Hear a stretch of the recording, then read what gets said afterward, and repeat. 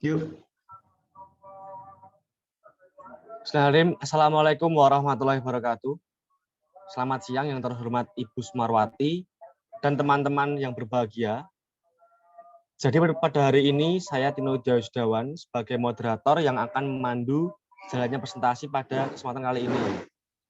Kami dari kelompok 2 dengan topik yang akan kami presentasikan yakni pendekatan penelitian analisis isi. Sebelum dimulai, saya akan memperkenalkan anggota kami dari kelompok 2 yang akan menyampaikan materinya. Yang pertama ada Anas Febrian Rifai, yang kedua Ela Wahyuningsari, yang ketiga ada Khairul Fuadi, yang keempat ada Rahel Tirtakusuma, dan yang kelima saya sendiri Tino Jausdawan. Next, untuk pengertian dan objek yang diteliti akan dijelaskan oleh saudara Khairul Fuadi. Kepada saudara Khairul Fuadi saya persilakan. Baik, terima kasih atas waktunya Mas Tino. Ya, pengertian pendekatan analisis isi. Analisis isi adalah penelitian yang bersifat pembahasan terhadap isi suatu kelompok. Adalah Harold D. Laswell yang memelopori teknik simbol coding, yaitu mencatat lambang atau pesan secara sistematis, kemudian diberi interpretasi. Next. Objek yang diteliti.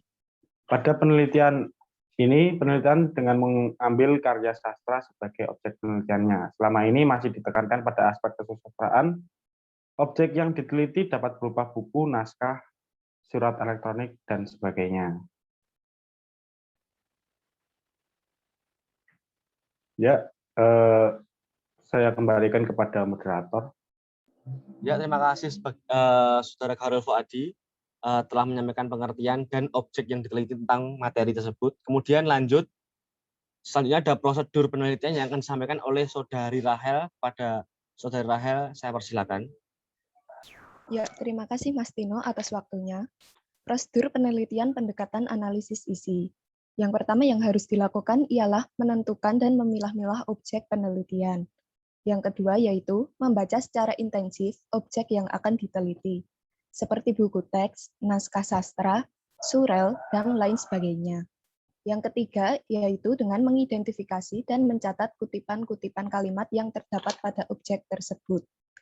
Yang keempat yaitu mengklasifikasikan data yang sudah diidentifikasi, menganalisis faktor-faktor yang melatar belakangi gejala, serta fungsi yang melingkupinya.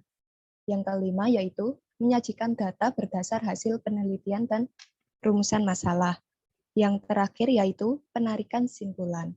Seperti itu, saya kembalikan ke moderator. Ya, terima kasih kepada saudari Rahel telah menyampaikan pemaparan materinya terkait dengan prosedur penelitian. Kemudian lanjut untuk contoh judul dan rumusan masalahnya akan disampaikan oleh saudari Ela. Kepada saudari Ela saya persilakan. Baik, terima kasih Tino. Untuk kelompok kami sudah membuat contoh dan judul rumusan masalah untuk pendekatan penelitian dalam analisis isi. Judul yang telah kami rumuskan yakni analisis struktural dan nilai moral dalam cerpen Bersiaplah Kecewa, Bersedih Tanpa Kata-Kata, karya Putu Wijaya. Sementara untuk rumusan masalahnya ada dua. Yang pertama, bagaimana kepaduan antar unsur intrinsik cerpen Bersiaplah Kecewa Bersedih Tanpa Kata-Kata karya Putu Wijaya jika disajikan dengan menggunakan analisis struktural.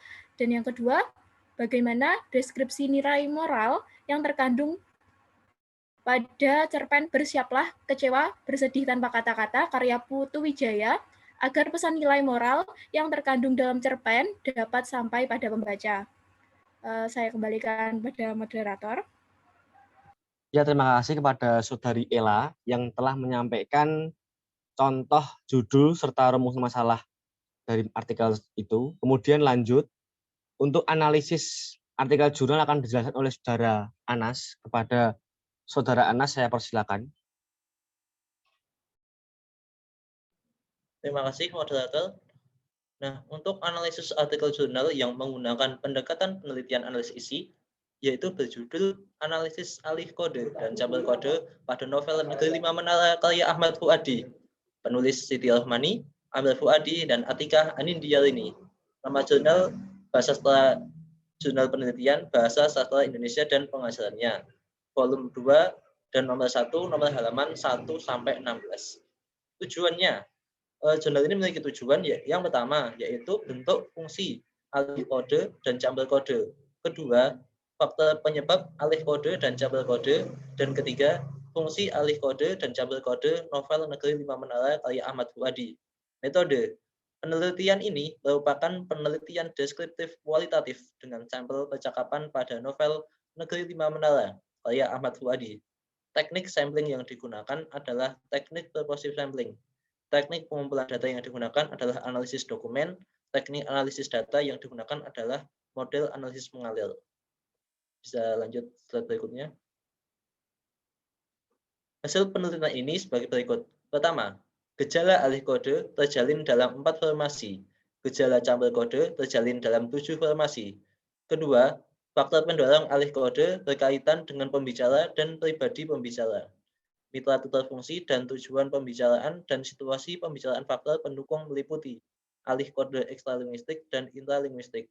Faktor ekstralinguistik berkaitan dengan karakteristik speaker seperti latar belakang sosial, religiusitas perasaan, tingkat pendidikan, dan lokalitas perasaan.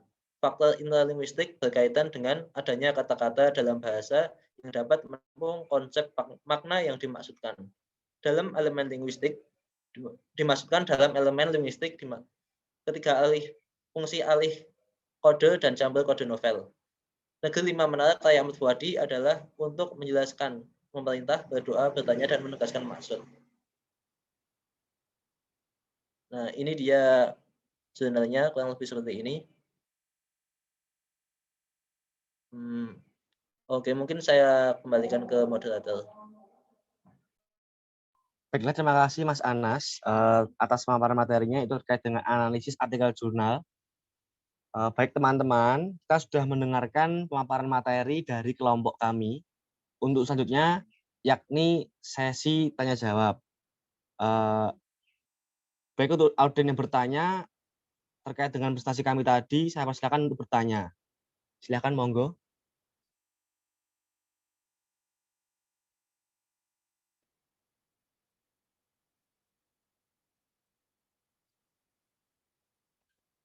Kami membatasi ada 5 pertanyaan di kawan-kawan.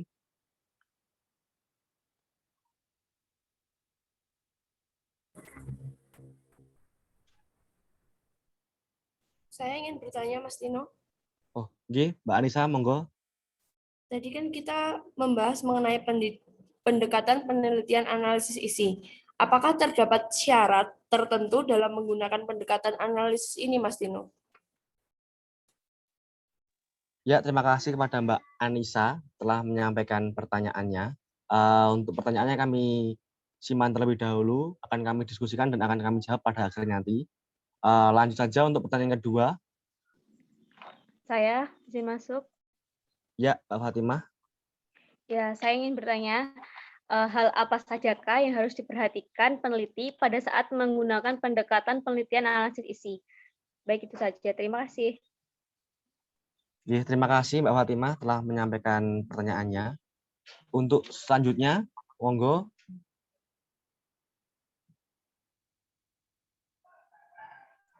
Ya, saya ingin bertanya. Ya, Mbak Hayati, persilakan.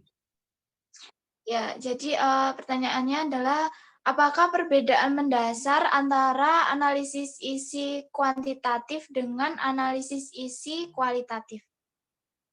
Ya, cukup. Ya, terima kasih Mbak Hayati telah menyampaikan pertanyaannya. Lanjut saja pada teman-teman yang ingin bertanya, persilakan. Ya, saya Mas Tino.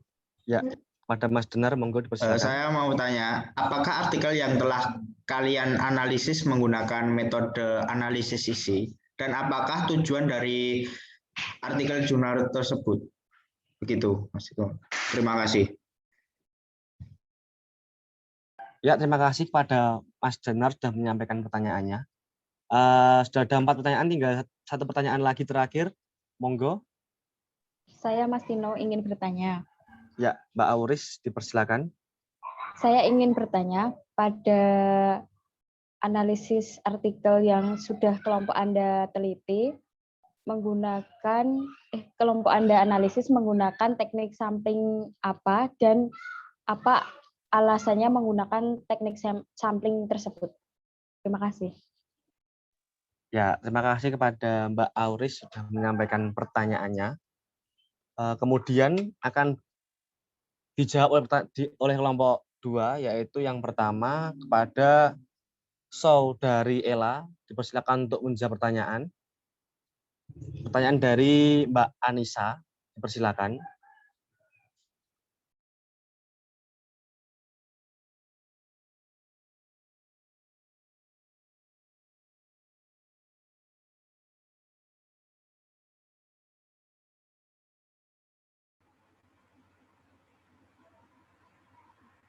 Untuk jawaban soal pertama dari Mbak Anissa, sebelumnya apakah suara saya terdengar dengan jelas? Terdengar, Mbak. Iya, maaf karena ada sedikit gangguan sinyal. Langsung saya akan menjawab pertanyaan dari Anissa tadi. Apa syarat tertentu dalam menggunakan pendekatan penelitian analisis isi? Di sini ada 3 syarat ketentuan, Mbak. Yang pertama adalah data yang tersedia sebagian besar itu terdiri dari bahan-bahan yang sudah terdokumentasi, seperti surel, surat elektronik, buku, atau naskah, dan lain sebagainya. Yang kedua, ada keterangan pelengkap atau kerangka teori tertentu yang menerangkan tentang dan sebagai metode pendekatan terhadap data yang sedang dianalisis. Dan yang ketiga, peneliti memiliki kemampuan teknis untuk mengolah bahan dan data-data yang dikumpulkan untuk sebagian dokumentasi tersebut karena bersifat sangat khas dan spesifik. Begitu Mbak Anissa, apakah sudah jelas? Sudah jelas, terima kasih Mbak Ella. Sama-sama. Ya, terima kasih pada Mbak Anissa. Kemudian untuk pertanyaan yang kedua, yaitu pertanyaan dari Mbak Fatimah, akan mencoba dijawab oleh Saudara Anas. Kepada Saudara Anas, dipersilakan. Oke, jadi tadi pertanyaan, hal apa sajakah yang harus diperhatikan peneliti pada saat menggunakan pendekatan penelitian analisis isi? Jawabannya, yang pertama adalah isi atau konten, atau situasi sosial serta dokumen pesan teks yang diriset. Misalnya, periset harus mempertimbangkan faktor-faktor yang melatar belakangi isi pada buku. Yang B, atau yang kedua, proses atau bagaimana suatu produk, media, atau isi pesannya dikreasi secara aktual dan diorganisasikan secara bersama sehingga sampai kepada pembaca. Yang C, emergence, yakni pembentukan secara bertahap dari makna sebuah pesan melalui pemahaman dan interpretasi. Di sini, periset menggunakan dokumen atau teks untuk membantu memahami proses makna dari aktivitas-aktivitas sosial. Mungkin itu kepada Mbak Fatimah. Apakah ada tanggapan atau bagaimana? Apakah ada feedback dari Mbak Fatimah? Baik, sudah cukup. Terima kasih. Ya, terima kasih pada Mbak Fatimah. Lanjut, pertanyaan yang ketiga tadi disampaikan oleh Mbak Hayati, yang akan coba jawab oleh Saudara Arul. Kepada Saudara Arul, dipersilakan.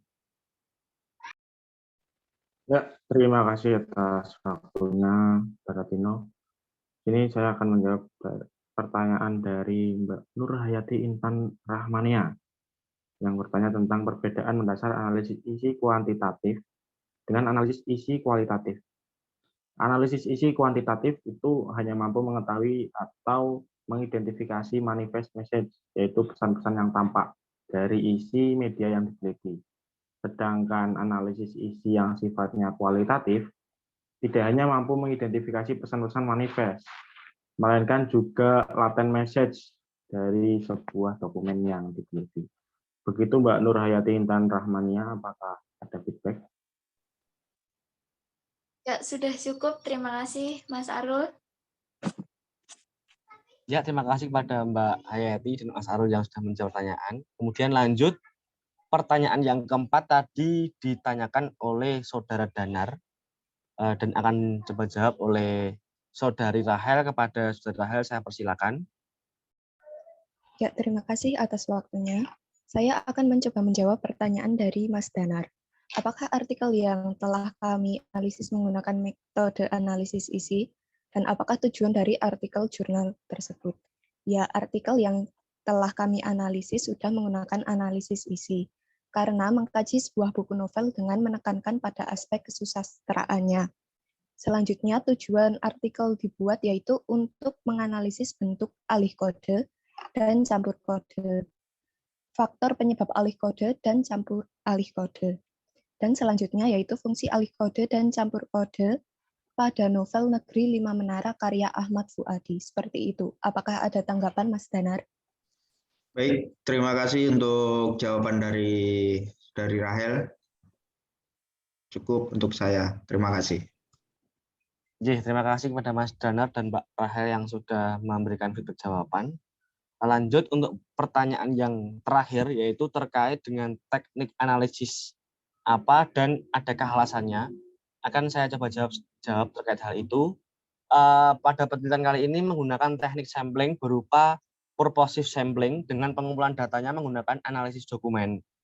Kemudian teknik analisis data menggunakan model analisis mengalir untuk mendapatkan hasil dari tujuan dibuatnya artikel jurnal ini. Kepada jawabnya sekian. Kepada Mbak Aurus, apakah ada feedback terkait jawabannya? Tidak ada, Mas Tino. Terima kasih. Matur nuwun kepada Mbak Auris. Baik teman-teman, sudah terjawab ada 5 pertanyaan tadi. Sebelum saya tutup presentasi pada siang hari ini, apakah ada feedback dari teman-teman sebelum saya tutup? Dari saya cukup, Mas Tino, selaku moderator. Matur nuwun. Nggih pun kawan-kawan, untuk presentasi pada siang hari ini saya tutup. Salah katanya mohon maaf. Sebelumnya dari kelompok 2, terima kasih atas perhatian dan partisipasinya. Sekian, wassalamualaikum warahmatullahi wabarakatuh. Waalaikumsalam Waalaikumsalam warahmatullahi wabarakatuh. Waalaikumsalam warahmatullahi wabarakatuh.